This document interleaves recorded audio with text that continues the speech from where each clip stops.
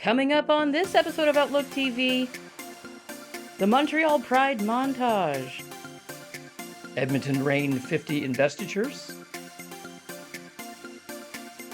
VIFF's LGBTQ2+ films, and much, much more. Hello, and welcome to Outlook TV. I'm Emily Ann Fraser. And I'm Angus Pratt. We would like to acknowledge and thank the Musqueam, Squamish, and Tsleil-Waututh nations for the privilege to film on their unceded traditional lands. Outlook TV is the queer magazine news show that brings you the stories that matter the most from coast to coast. And starting us off, a very spicy, hot interior design show. Angus has the story. Yes, we were at the Vancouver Convention Centre West to talk to the designers to see what they've got planned for 2025. We're at the Vancouver Convention Centre West for IDS 2025, the Pacific platform for all things design. Tonight we're going to meet the organizers and some of the designers to see what they're doing for 2025. This is for everybody. It's for design professionals, it's for people who are interested in design, people who are doing renos on their homes, people who are looking to launch a new piece of furniture or lighting. So IDS is sort of for the lovers of design and the professionals in the industry. We have a couple of new features. We have one feature called Night and Day, which is considering the future of hospitality design, so hotels, which is right behind me. And we also have a lighting feature called Illuminate, which is several lighting brands are showcasing select lightings. I think the inclusiveness design can also feel really, inaccessible, but at IDS specifically, I think people are invited to come, talk to the designers, learn about their sustainable practices, whether it's 3D printing or they're building from, naturally felled lumber, and do that kind of connection. I feel like a queer thing is a shared kind of communion around the love of smart design. I founded a organic plant-based skincare company called Asclepios Garden. And we focus on using nature's most potent, nutrient-dense ingredients that are organic to deliver high levels of vitamins and minerals and essential oils to your skin. But on top of that, my products are sensorial, so they're designed to be an experience. Smell them or pick up the bottle, the weight, the scent. It's meant to not only nourish the skin and the epidermis, but also nourish the heart, the mind, and the soul.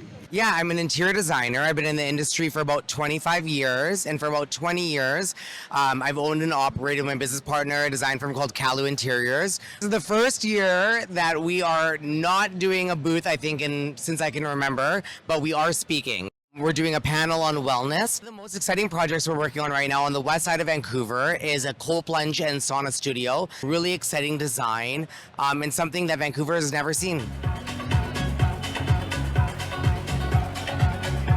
I'm now celebrating 20 years being in business, which is super exciting. And we do residential, commercial interior design, and now, of course, doing a new podcast. This season, it's all about design confessions. And so the podcast is called AVD Inspire. And the reason why I started this is because there are no design podcasts out in Canada. And so I wanted to do something that was a little bit different, that was focused on the creative industry, talking to architects, lighting designers, furniture makers, interior designers, and talk to them about their process and, just talking to them about their journey and what it's been like. So this is what AVD Inspire is all about. And the second season is all about those design confessions. We're doing live sort of segments from IDS in Vancouver, which is super exciting. For Outlook TV, this is Angus Pratt at IDS 2025 in Vancouver. Next, we're off to Montreal to see the Montreal Pride concert downtown. Yes, with a variety of performers. Ollie's got the scoop. I went downtown Montreal to catch the Feminix show at Fierte Montreal. While I was there, I took the time to check out all of what the site had to offer.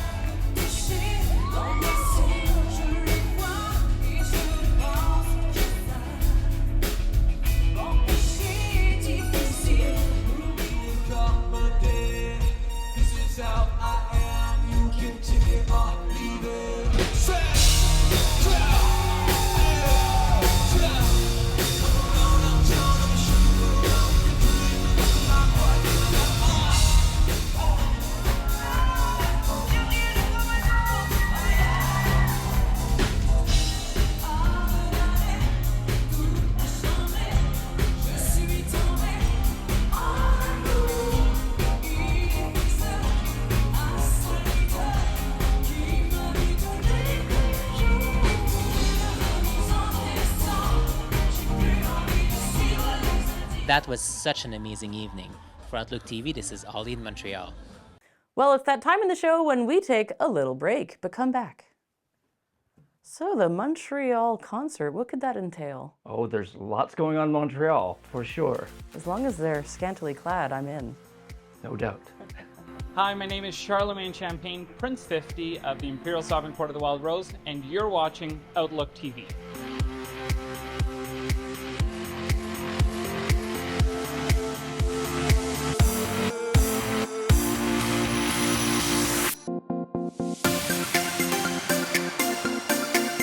Welcome back to watching Outlook TV. Now we're off to Edmonton to speak to the Crown Prince and Princess about investitures in Edmonton. Edmonton coronation was last month. The monarchs have been elected, and tonight is their Investitures 50. They're handing out titles. We've got drag performances. Let's see what the show's all about. Tonight we're going to see some local and outside talent from Edmonton, and then we're also going to crown our upper house, so our ICPs and our IGDs. A Boy Actually and Charlemagne Champagne will be our crown prince and princess, and Adrenaline and Them and M Duet will be our duke and duchess. We did secure a location for a production, so we will be having a production again this year. So that is not off the table because there is no Evo 103 anymore. And then on top of that, we're figuring it out, I think. We're going to have tons of fun. It's a really good group of people that we look forward to working with, so yeah. So tonight's investitures, you can expect we have 2 ICP candidates. We have A Boy Actually for Princess and Charlemagne Champagne for Prince. And I'm very excited to announce that A Boy is my princess because I love him so much. On top of that, we do have 2 IGDs. We have Adrenaline and we have Them, but performing in lieu of them is Felicia Bonet. So we're excited for that. We have some camp titles to give out this year, some really special ones close to our hearts, some new things that are popping up as well, which you'll find out later on in the show. We have a good assortment of performers. Our ICPs perform in the first half, and then our IGGs will perform in the second half, so have to stay for both of them. I think Georgie and Wanda are just both incredible people. When Georgie reached out and asked me to be a part of the upper house to serve as Prince 50, I found it a huge opportunity to serve the community, to help support them and in working forward and continuing both the amazing legacy of the Imperial Sovereign Court of the Wild Rose, but also, in supporting the community in a number of ways.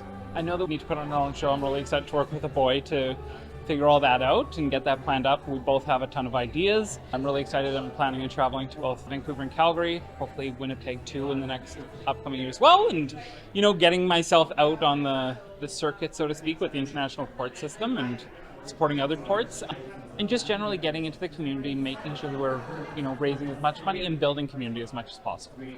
I love the Monarchs. I love Georgie. I love Wanda. They're so sweet and so nice. And I just love being a disabled person that gets to be a part of making decisions. I just think it's really important to have that representation. We're already in process of thinking of our ICP event, as well as I have other events already dated, as well as planning on going to a couple of out-of-town coronations. I'm excited to see Victoria, hopefully, and hopefully Winnipeg. I heard they have an all-accessible venue, so I'd be really excited to see that. I'm really excited to bring my gothic ghoulish out. So thank you everybody From the Norwood Legion in Edmonton, my name is Empress Sister Fancy Pants for Outlook TV.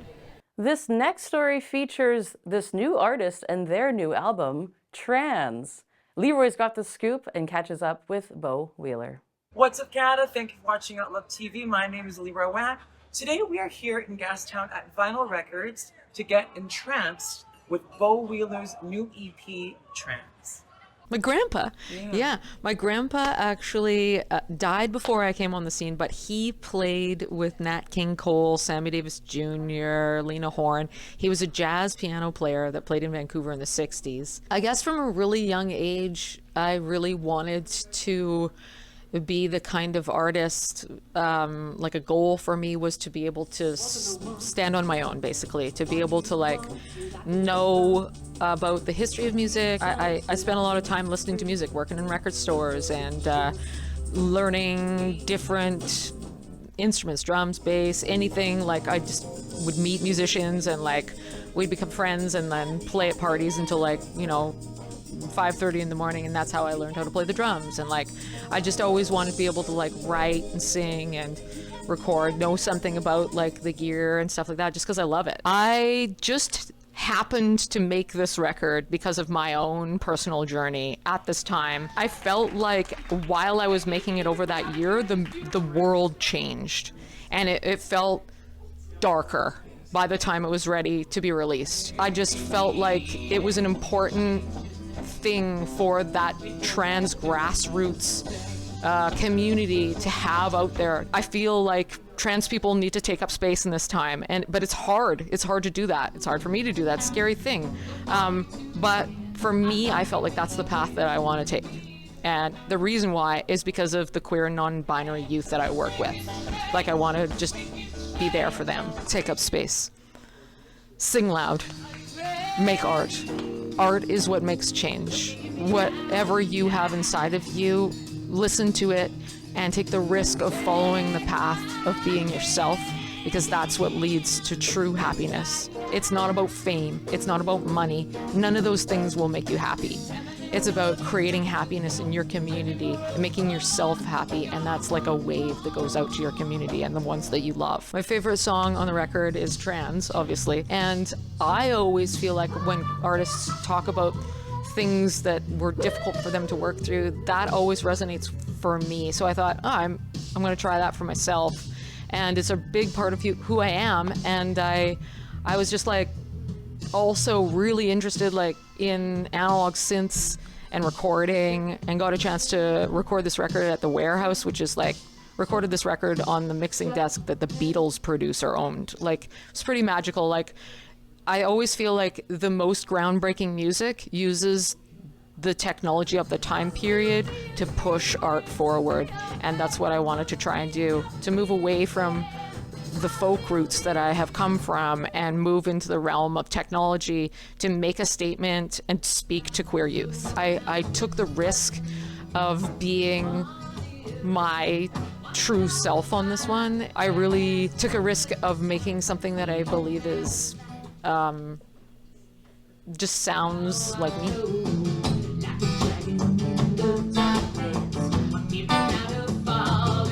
And from Vinyl Records in Gastown, my name is Leroy Wan.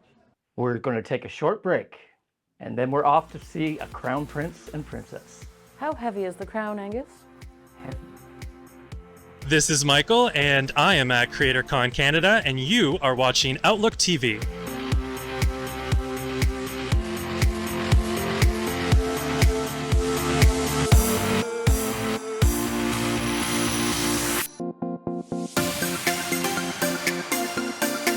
Holy heck, Angus, they came back. Yes, and now we're going to take them to Toronto for CreatorCon Canada. What does that entail? Let's see. Hello everyone, salut tout le monde. From influencers and performers to artists and innovators, CreatorCon Canada is where queer creators come together to inspire, collaborate, and connect with fans in new ways. We caught up with some of them to learn some more. We have about 130 content creators just here in Toronto alone, and we don't have an event that kind of represents them or allows them to meet other people without having to travel to these international events. So I started CreatorCon because I wanted to give North America or the world an opportunity to come here to Toronto, meet all the models, give them opportunities without having to send them away internationally. The welcome party, that's happening on Friday night at the Lair. There's so many different areas to create content there. It's filming opportunities. There's so much fun stuff, and I think that's going to be the funnest kickoff to the entire weekend. I actually think it's more important for people that don't look like me, a cis white male, to be represented in adult content. People that are people of color or different body sizes and shapes. And I think the diversity in adult content is really important. I think it's the perfect place for people, especially for those who started in this industry, to be part of this big industry and community. So my favorite part of this weekend so far is that I was tied to a chair, like a little cage chair dangling there. The guy went, "Oh, I'll be back for a second," left me there, came back, blindfolded me. All the other guys started grabbing at my balls and like slapping them around. So having control fully over my own content, it's dramatically different because usually when you have a director, like a born studio person, you might not be choosing your scene partner, you might not know what kind of scene you want to do or what you're going to do or your positions. So when you have a little bit more choice of what you do, it's a little bit more relaxing, it's a bit more fun, and it's just easier to do. The Smut Social, that's happening at Saturday, and it's a repeat actually. We did it last year at CreatorCon. It was a huge hit. We've got the main floor at the Black Eagle, we've got the rooftop, there's filming areas, there's catering, there's vendor tables, people there to do outreach and kind of sell their stuff. Being in control of my own content allows me to reach a wider audience.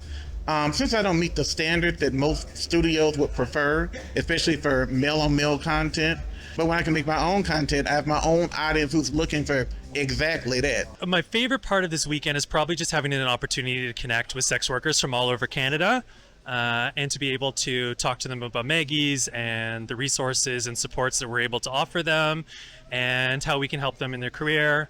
Like I went from like a little dirty cub otter and now I'm like more daddy dirty uncle. Like as you grow, your persona grows.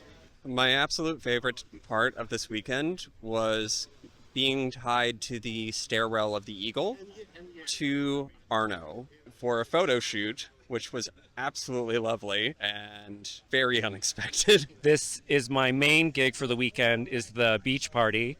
So we're here with all the beautiful men from the weekend walking around in all their glory. This year's even bigger than last year, probably twice as big, honestly. We've had 160 models RSVP, and next year's going to be even bigger. I can feel it. I can feel it. Thank you for being with us. This is Andre Tardif in Toronto for Outlook TV. This next one's one of mine, and we're going to go to VIFF, the Vancouver International Film Festival, to see what their LGBT films are for 2025. Sounds hot. The 44th edition of the Vancouver International Film Festival kicks off this week, and today we're at the VIFF Center in downtown Vancouver to talk with their director of programming about this year's films, filmmakers, and events.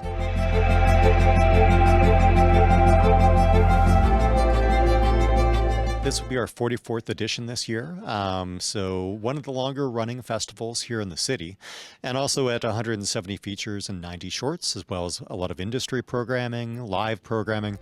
It is one of the largest film festivals in North America. And for this year, we have films from over 70 countries within the festival, and also really looking at how we build out some international collaborations this year. So this year we have a spotlight on Korea. We'll have 6 filmmakers presenting their first feature films here at the festival, 3 of those being world premieres, as well as a focus on India, and I think really strong work being seen from Latin America and the Balkans this year as well.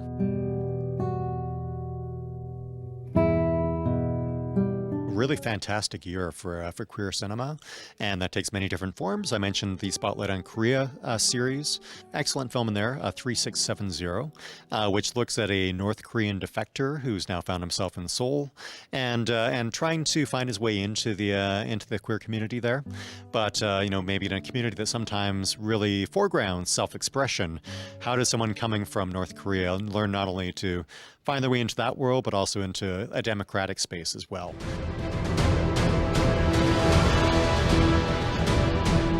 Pillion is a really wild kind of sub-dom romantic comedy starring Alexander Skarsgård as well as Harry Mellon from the Harry Potter film some years ago. Really a wild film that is like really warm-hearted at the same time as well, as these two figures come together and find their own way of relating to one another from very different backgrounds and very different modes of expression as well. Estoy hablando con vos, weón. Yo estoy hablando con vos, po. Mysterious Gaze of the Flamingo is a really poetic film, but one of the films that are in kind of the queer lens, but are also Oscar submissions for their given countries as well.